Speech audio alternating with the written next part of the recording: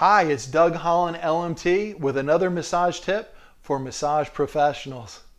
Today we're going to be dealing with the issue of plantar fasciitis and will reflexology or massage help?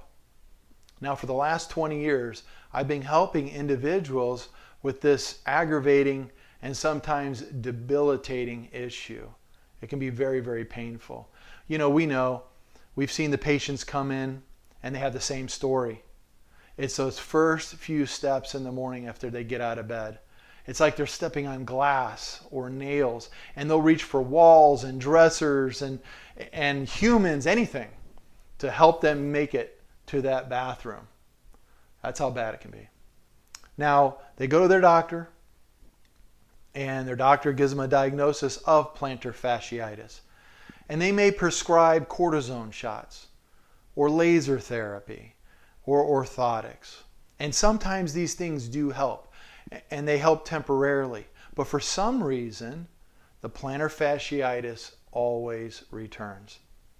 So in this video, we're going to discuss the theory of why we think plantar fasciitis is such a problem today. We're going to break it down in three ways. We're going to be looking at the plantar aponeurosis, that's the fascia on the bottom. It's inflammation. Why is it there? What's the physiology behind that? We're also going to learn how to visualize the attachment sites behind the subcutaneous layer so we know where we're actually working. And then I will describe how I personally treat plantar fasciitis on my patients. So what we're going to do first, we're going to be going to the whiteboard. You're going to see my ugly artwork here.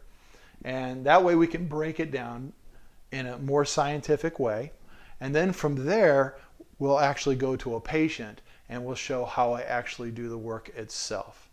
All right, so let's get to work on the whiteboard. Okay, so here we're on the whiteboard. As you can see, my amazing artist rendition of the medial longitudinal arch and of course the plantar surface, which is the bottom of the foot. Yeah, I know, it's pretty pathetic. What we want to start with, though, is we want to discuss the layers of skin to the fascia itself, because a lot of people don't even know what the fascia is. But first, let's describe as if we were going down through here, through the top of the foot. We call the dorsal aspect what we have. I'll get another marker out here. First, we have the epidermis. Then we have the dermis layer. Then below that is a subcutaneous layer, and below that is the fascia, the connective tissue itself. And believe it or not, below that we have the muscle, and then below that is the bones. Okay? So we have to get through these particular layers here to get to the fascia itself, this connective tissue. Now, what is fascia primarily made out of? Well, we know it's made out of collagen, right? The fibroblasts, those are the cells. They produce the collagen. They're like a spider that produces its web. It's always weaving its web. If the web gets too tight or if it loses moisture, its flexibility and strength will be lost. So when we're talking about fascia here, it's very similar. It is really the strength of the foot itself, especially on the bottom aspect here. So in this particular beautiful artist rendition of the foot, we're looking at the medial side, that's the inside longitudinal arch. And this is the arch. Now some people say, well, I'm flat-footed. I don't have an arch. Well, everybody has an arch. Even if they're flat-footed, it's still a small arch. And what's important about this is, as we go through life, especially as young kids, this arch is nice and flexible, and it is designed to do one thing. It's designed to take load. Okay? So if we have down pressure on the foot, let's say we're running or we're springing or jumping in the air, this arch collapses, comes down, hits the ground, and comes back up. It's a spring. It acts as a shock absorber. So the fascia in this area must be fluid. It must be fluid. So those fibroblasts are always in there repairing and keeping the moisture and keeping that healthy. Now, as we get older and we maybe don't work out like we used to, we don't walk like we used to, maybe we get really heavy, we become obese, then the fascia becomes very, very tight. It begins to lose its moisture. Its flexibility and strength now is lost. So if these fascia fibers are not properly hydrated from the interstitial fluid that feeds it, the matrix, as we know, there's not blood that actually goes to them. They're fed through the matrix itself. These cells will have a difficult time exchanging their cellular respiration. Does that make sense? In order for cellular respiration, there has to be an exchange of fluid going in and out of this fascia. That's how it's fed. All right? So let's say a person does have really tight fascia bands, and we're going to go to the plantar view in a minute. But let's say they have very tight fascia bands, and they start to get these micro tears in the fascia when they take those first few steps or steps throughout the day. So what doctors will do is they'll give cortisone shots. They'll make these injections to stop the nerves in those areas from communicating that the tears are actually taking place. That's the first thing they might do. Another thing they might do is actually put an orthotic in this area to stop the spring action of the transverse arch. By the way, we call this the transverse arch because it goes across like this, transverse arch. So if a person puts an orthotic in there, it will temporarily keep the arch from moving, and they might feel temporary relief from the fascia not being stretched, right? The problem with this is that the fascia itself will mold itself and tighten around the orthotic now. And the fasciitis, most of the time, will actually return. So then the orthotic now also creates a new problem, because if this arch is not able to collapse and open up and pump like a piston, then load now is no longer working. It's no longer working. So that has to be transferred. That load that was here being absorbed down here now goes up the leg into the knee. And once the knee fails, then it goes into the hip. And once the hip fails, then it's the low back. And of course, it goes all the way up the body. So it's really important that this transverse arch is able to bounce up and down. Now, I like to use the example, I mentioned a spider weaving its web, but I like to look at fascia more like a trampoline.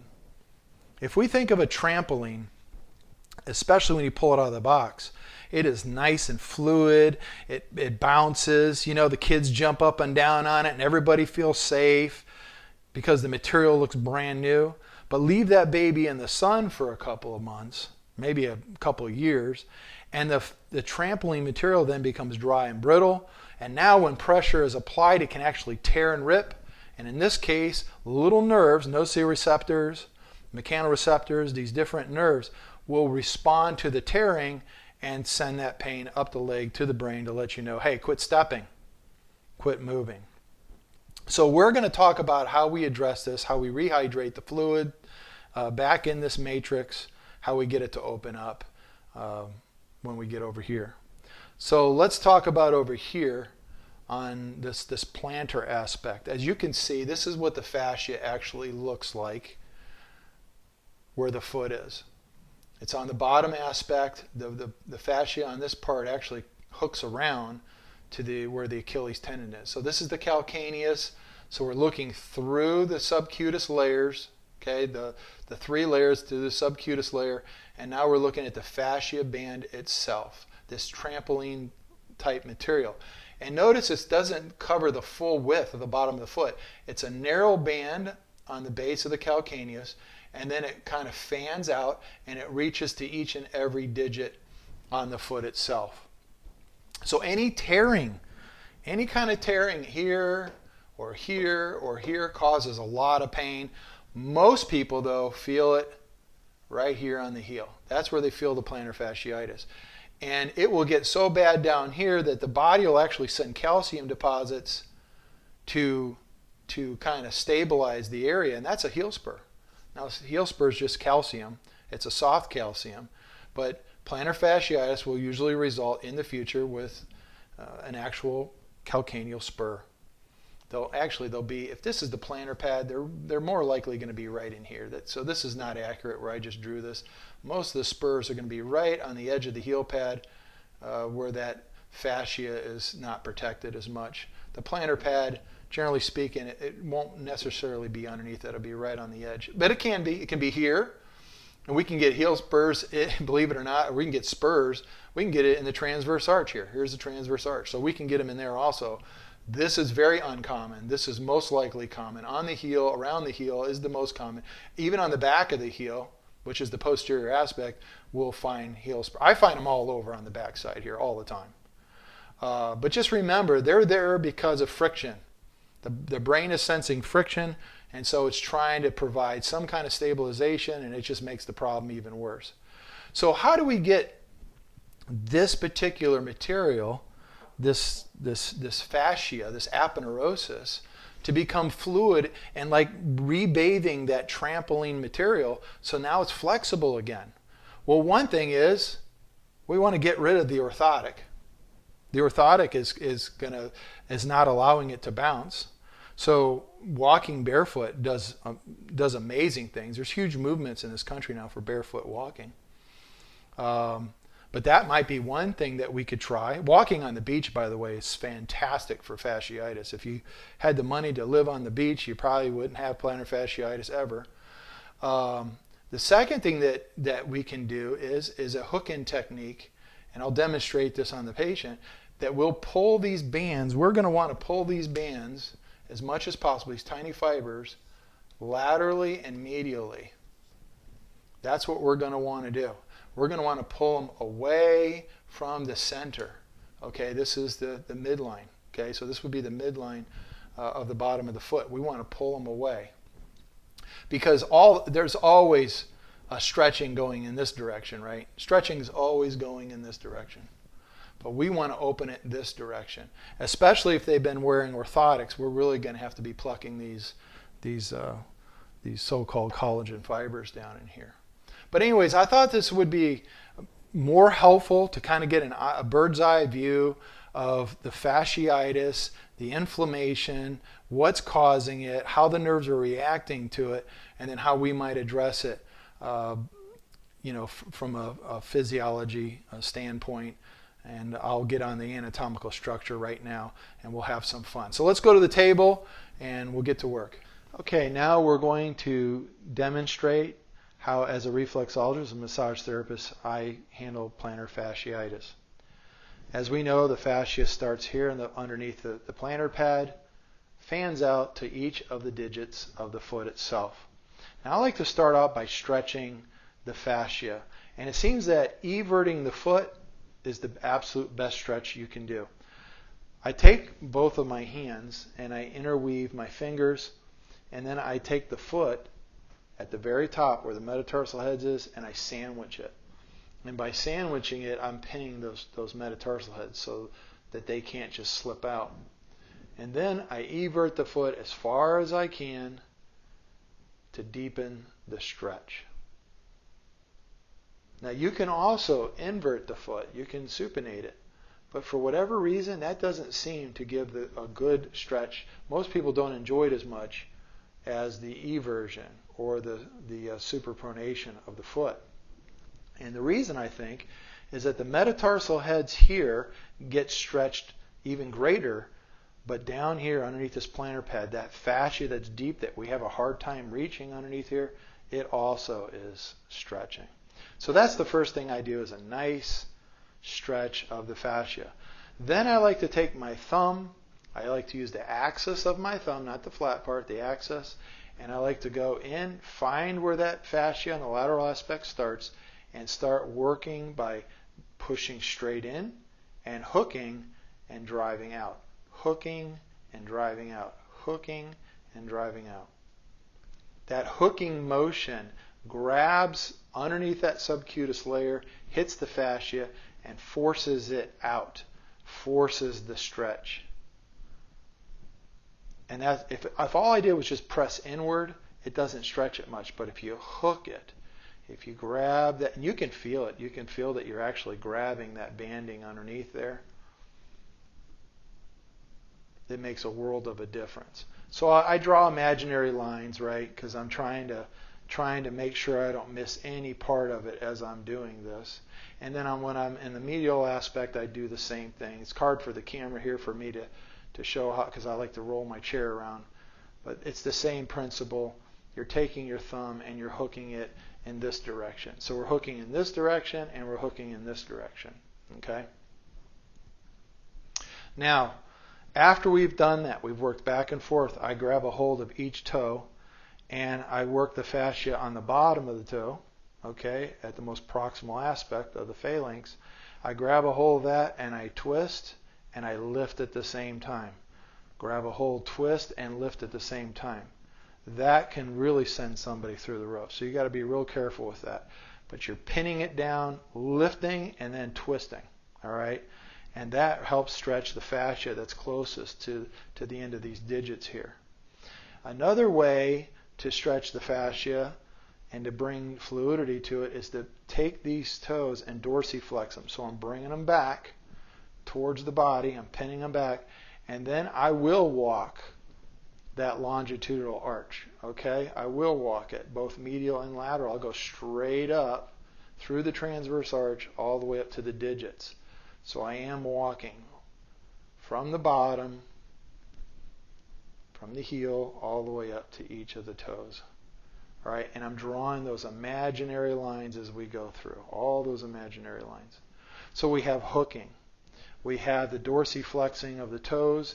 And the thing about the dorsiflexing of the toes is it brings that trampoline-like material, that fascia, right to the surface. Right to the surface. It just brings it straight up to the surface. And then I'm able to, you can feel it. It feels like a brick on the bottom there. It feels really hard. But you'll bring it right to the surface. Now, if I'm dorsiflexing the toes, I'm not going to be hooking. I'm not going to be doing the hooking motion. I'm just going to walk that fascia from the heel up to the toes. It's just too painful to push the toes back and then hook. You'll send them right off the table. They'll go flying. So that's my tips and secret to how I handle. I've been working on this for, like I said, 20 years. And that hooking motion, dorsiflexing of the toes, eversion in the stretch, that seems to be the best way to tackle it. And then encourage them to barefoot as much as they can around the house on wooden surfaces, in the backyard. Try to get them to walk around barefoot as much as possible, okay? Well, if you enjoyed this massage tip for massage professionals, please hit like and subscribe. We're going to be rolling out more and more of these videos, and we hope that you enjoy them. And just remember this. If there's no discomfort in the treatment, more than likely it's nothing but a foo-foo massage.